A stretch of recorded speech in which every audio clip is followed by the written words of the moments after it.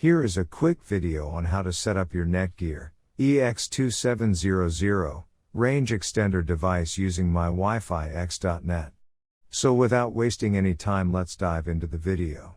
The first thing that you will need to do is take out your range extender from the box and plug it into an AC volt outlet. Wait till the extender is successfully booted up and the light on the extender becomes solid green from amber. Make sure that your extender and router are in the same room during the setup process. Once it's turned solid green, we can now head toward our laptop and begin configuring our Netgear Range Extender EX2700. You can use any browser you like, such as Internet Explorer, Chrome, Safari, Opera Mini. It's time to open your preferred web browser. Go to mywifiext.local. A screen appears in front of you, and now click on the new extender setup that leads you to a new page, where you will need to create a new account in order to install your extender, and this page is called the Netgear Genie Smart Wizard. Now fill in all the necessary details such as a valid email address, password, and once you are done, click on the next button. Now you had two choices, as you can either set up your range extender device as a range extender or as an access point.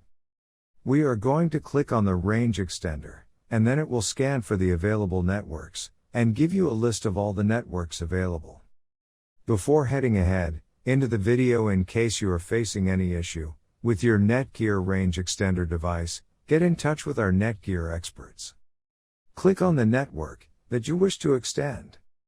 In my case, it's Netgear router, and then it would ask you for the password of your network, and all you will need to do is fill in the password of your existing network.